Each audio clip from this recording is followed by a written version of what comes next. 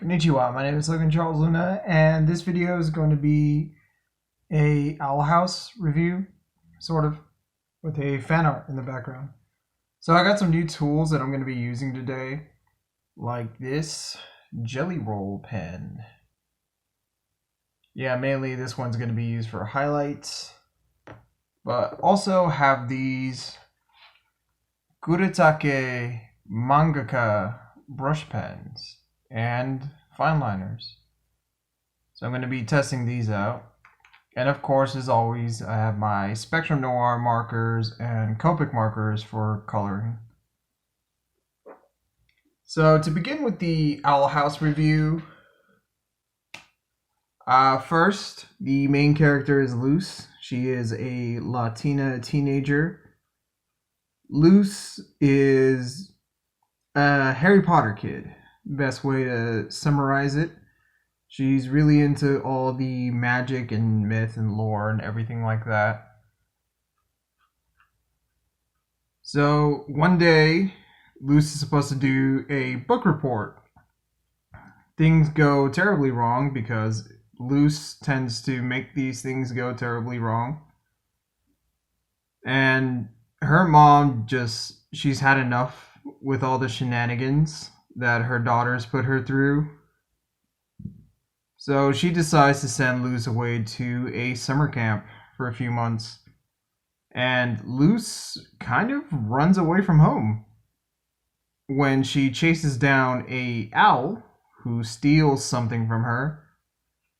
And she gets teleported to another dimension where magic is real. And she is immediately just down with it. She's not like scared or terrified. She's all about living this isekai life. So, of course, Luz runs into her mentor right away, Ida, the owl lady.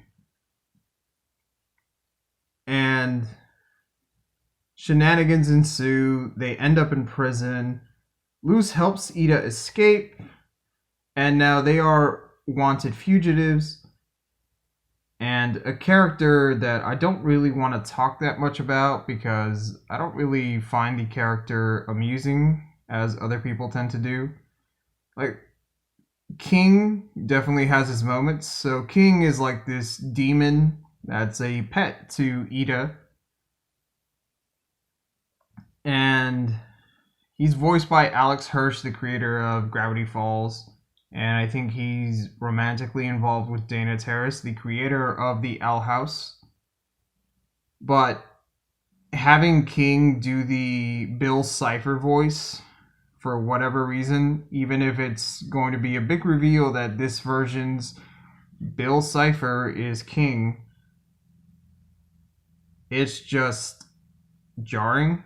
Because that's definitely not the voice that the character design gives off. And there have been plenty of characters who've had intimidating designs but sort of lackluster voice, mainly for comedic purposes. However, King's high-pitched Bill Cipher, just squealing voice gets kind of irritated after a while. And I'm not really down with it. Also, King's antics in general, like he tends to get in the way more than anything else. He's almost just a hindrance to challenge the other characters and how do we do this with King in the way. And that's pretty much one of the most, that's the main criticism I have for the Owl House, just too much King. Tone it down with the King. And throughout the season, there are a few episodes where Luz and company just have one-off serialization episodes. Anyone who's ever seen, cartoons and animation in general, including anime, know what I'm talking about. It's episodes that are somewhat considered to be filler, because it's just a random episode that has nothing to do with the overarching narrative. And it's mainly there just to kind of get people interested into the show where they can jump in and start without feeling like they're lost or they need to start all the way from the beginning. Even though that's how most TV shows work, these shows are usually aimed towards children, which is funny because some of the stuff in Owl House would definitely give like a little kid nightmares. And they even mention it most of the time in the show, how just kind of morbid some of the stuff is in the series. And then we get introduced to kind of the classmates of Luce, because Luce wants to be involved in actual magic training rather than the magic training Ida's providing her, which is kind of School of Hard Knocks. You learn it once you learn it kind of deal. Ida's a really bad teacher, but not really bad teacher in the sense of Kakashi Sensei from Naruto, who literally taught them nothing. Kakashi Sensei just had a sink or swim mentality with all of his students, where it's like, hey man, if you can't figure it out, too bad. That was just Kakashi Sensei. There's other teachers who have that mentality, like, for example, Gin from Hunter x Hunter, who just literally abandoned his son and said, well, if you can figure out where I am, then you're obviously a good hunter. But now, to go back to the Owl House, Ida's just kind of bad at teaching because she's a natural. And it's sort of a All Might situation where All Might never really struggled. He just kind of did everything. So Ida has that same mentorship thing going on with Luce. Ida eventually finds a way to get Luce enrolled into Hexside, which is the magic school that she and all her friends attend. And that's where she meets Amity. So at first, Amity's seen like the rival character, like someone who's going to get in Luce's way and really try to mess with her trying to learn magic. And as the story progresses, you start to see that Luce and Amity have a lot in common. Luce and Amity actually have a lot in common.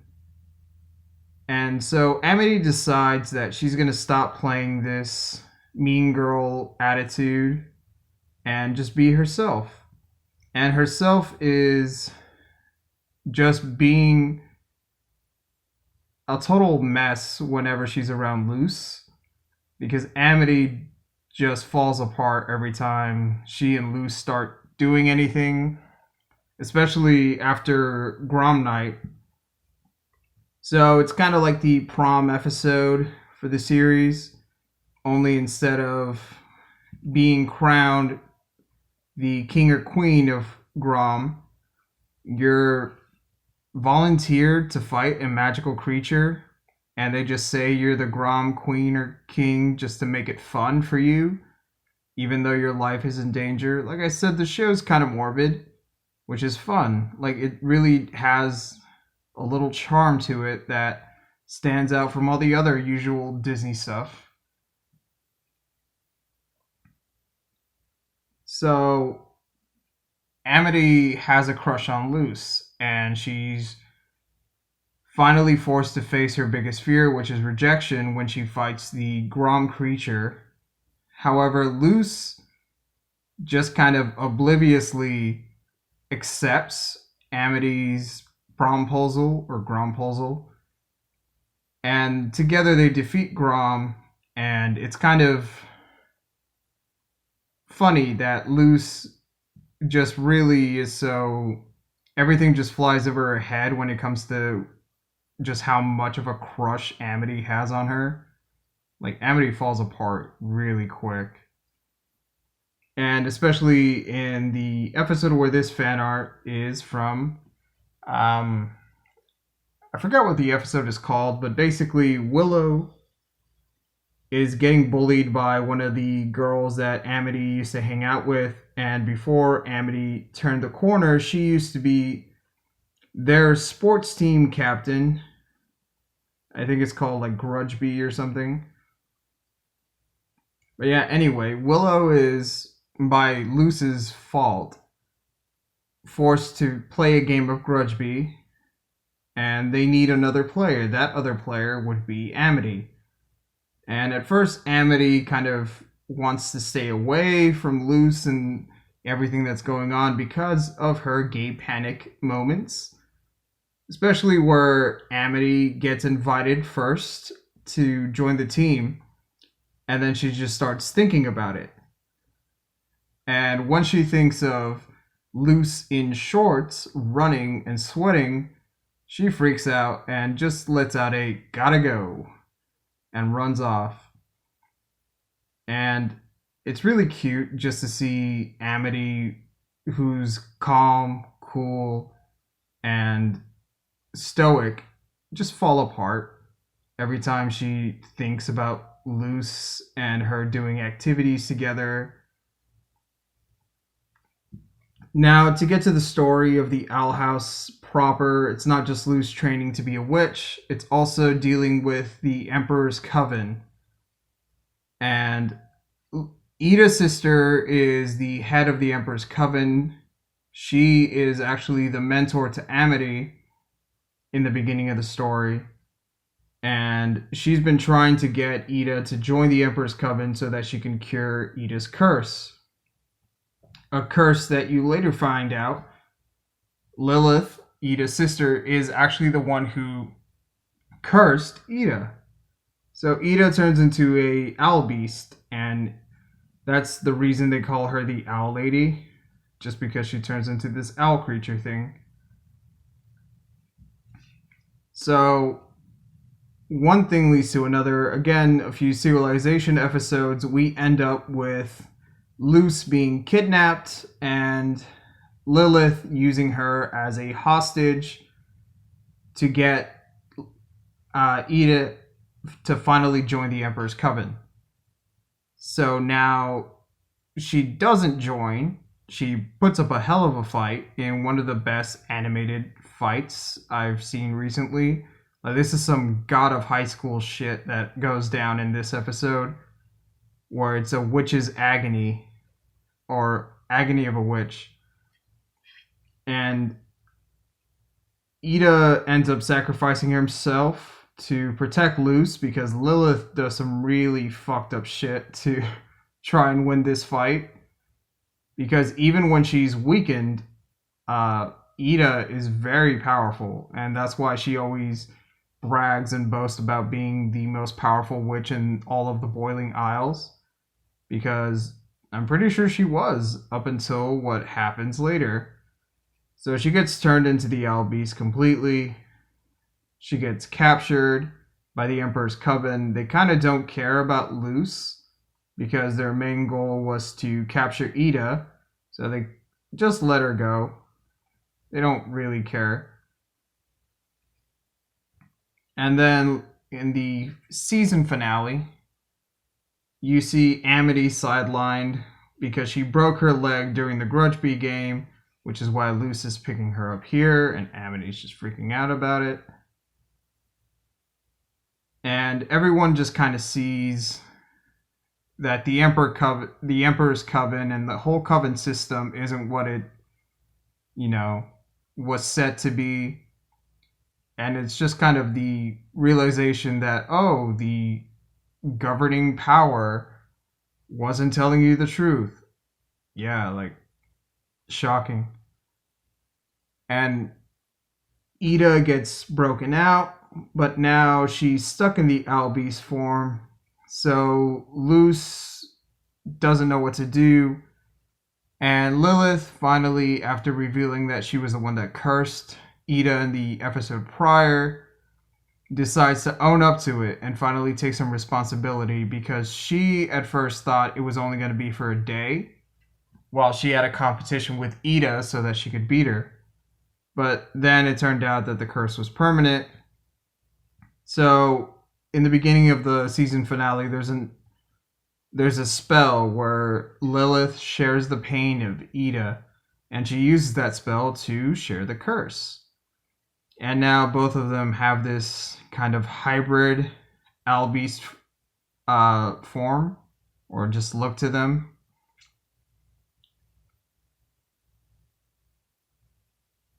And that's just kind of the end of the episode. And it ends off actually with Luz teaching Lilith glyph magic. So glyph magic is the only magic Luz can actually use unless she's holding Albert, which is the talisman staff that Ida possesses.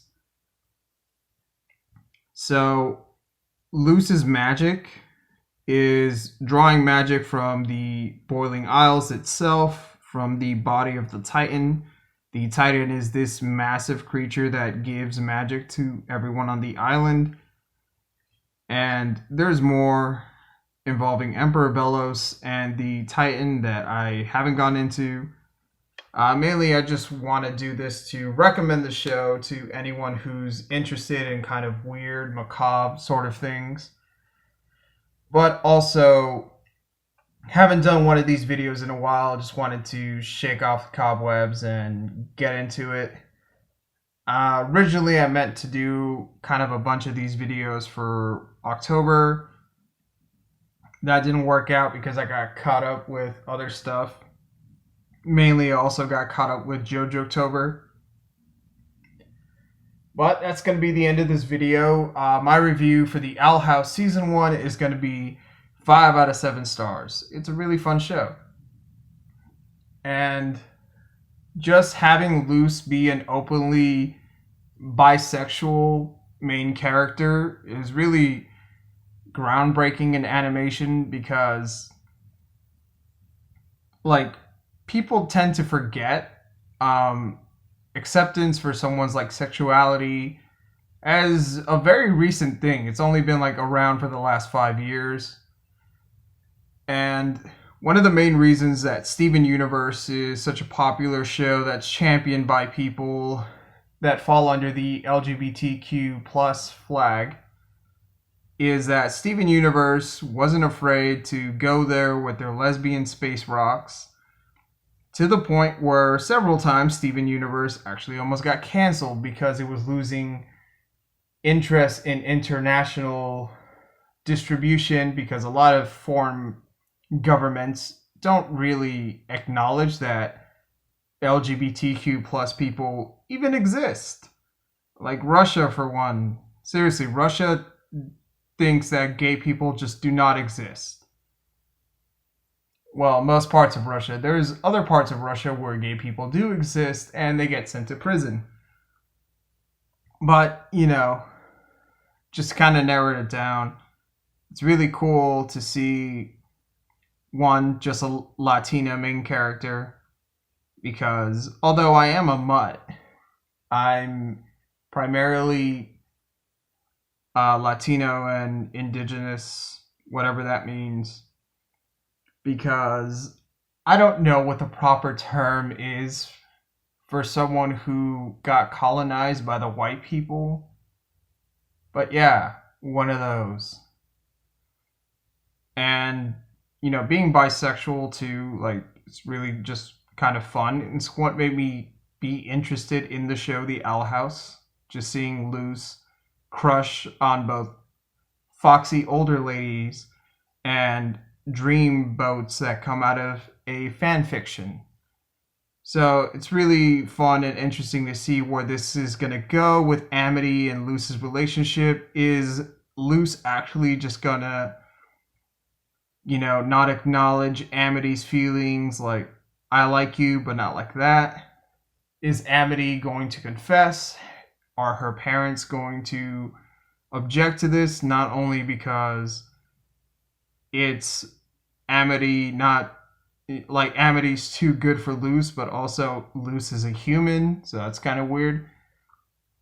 Anyway, I'm going to end the video here. If you want to see this fan art finished up, then go to my social media at LCLX25, both on Twitter and Instagram.